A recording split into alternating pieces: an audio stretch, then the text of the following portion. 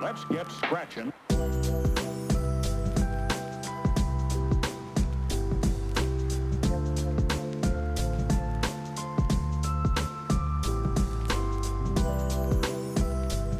"16-year-old Trey, I was always kind of more mature than my friends. And I think growing up, that kind of fueled me to want to do bigger and better things. You know, at the age of, as soon as I graduated, I had a career job. So most kids, you know, it's the grad parties every weekend, it's the hanging out with your friends. So for me, I kind of sacrificed, you know, all that to be where I'm at today. So Chef Matt that's where I started. That's where I learned, you know, the basics of culinary, sanitation, all that stuff that you learn before you actually go into that kitchen. Same thing with like knife skills. So that's where I kind of, you know, my junior and senior year when I left Boardman to go finish my high school, you know, academics over at MCCTC, that's when I met Chef Matt. So Trayvon started here 2016 at MCCTC in the culinary arts program, then graduated in 2018. He kind of already had that work ethic, which obviously he still carries on and continues to grow, but he had that work ethic to where it was like, hey, I can go in and start working and start doing stuff and start learning. Like the drive to always want to do more and push the limits, which is kind of like what we do here. It's always about what's the next opportunity. So I've met Trey, it seems like now probably 8.5 years ago. And he was a very young man just coming out of culinary school, working at the Lake Club at the time. And I was getting ready to open up Bistro 1907 in downtown Youngstown. Within very, very short period of time, Trey was always the first one to ask, what can I do next? What can I learn next? Can I move on to the next station? You know, he just always had that, I want to do more kind of look to him, attitude, mentality, everything about him. I mean, I always knew during that time, he'd always talked about doing something on his own, and you just don't see that very often today. People are, they're lambs, they're not lions. And he was definitely a lion. When Mark Canzanetta, of course, has, you know, an eye for young talent and has a light that is his own. And so when he was the one who introduced us to Trayvon, gosh, when he was just a teenager. I mean, he was still in high school.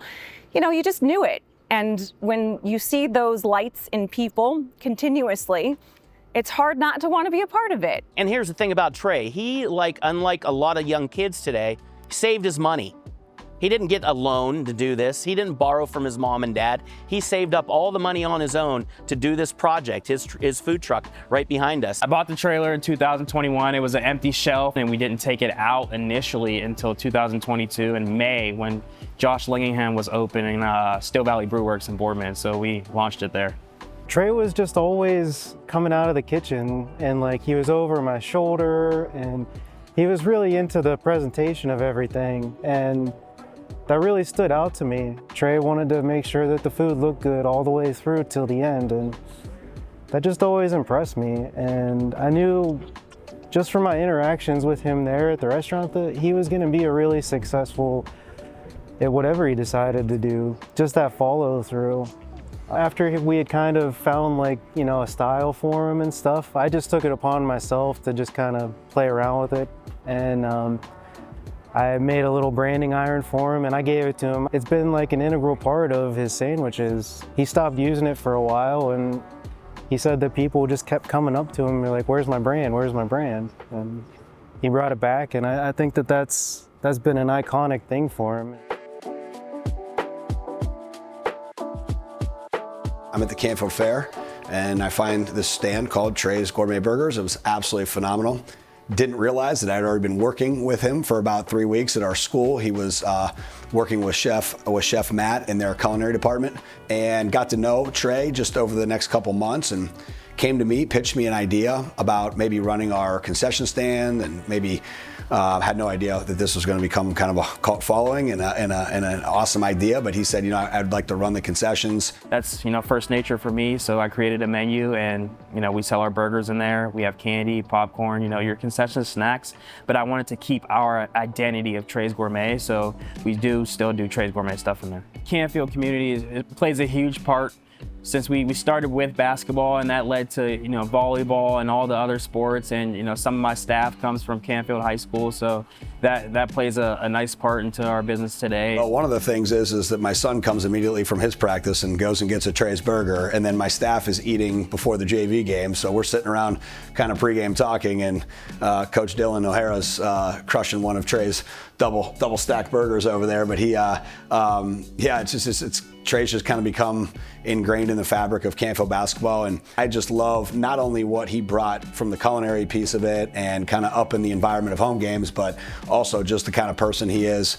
He's been very generous to our program. He donated back our red kind of alternative uniforms, Tra Reds, as we call them. So again, it's not just a good cook and a good chef and a good culinary person, but it's a great person as well. So we had this opportunity to come to the swim club maybe about 3 years ago, and I was just still new to it, didn't really have the staff, so it presented itself again 2 years ago, and we kind of were like, yeah, let's do it, and it's been a success since. Honestly, I feel like what sets us apart is, you know, the pictures on the trailer. You know, AI is starting to really take over a lot of the world today, and a lot of people, you see they post and it's like AI pictures of their food. That's not what we do. People come up and they're like, hey, does that look like the sandwich that I'm gonna get? And yeah, it is. Those are actual pictures that, you know, Lauren and Fred took. Tra's Gourmet is worth the wait. How about that? Is that okay? It's worth the wait. You know, when you see a line for a chicken sandwich, you got to be thinking, well, how good is that chicken sandwich? It's good. How good is that burger? It's great, you know, and that's it. Tra's Gourmet is worth waiting in line for. To me, seeing Trayvon be able to do what he's been able to do, it's more so like he's been able to make an impact, obviously, across multiple different areas, multiple different environments within the area, Mahoning Valley, whatever you want to say. But since just the fact that I had a little part in that kind of like makes it more fulfilling for me. Oh, it makes me feel proud because, you know, I can see some of my fingerprints on what he does, and I like that. You know, he has 2. I hope 2 goes to 4, 8, 12, whatever he needs. And, you know, if he decides to work in the winter, he can work in the winter. But if right now he takes winters off, I'm very jealous. I would say Tra's Gourmet is a great example of taking, you know, a young person and showing them that you don't have to be 30 to get to where you need to be. You can do that at a very young age. And we're big on, you know, family, friends. So all of my employees, you know, we treat them like we're family. We take time to end of the year parties, staff dinners, you know, whatever we got to do to make everyone united, and that plays a huge part. I mean, I didn't have my face on billboards at his age, but he did. So here we are.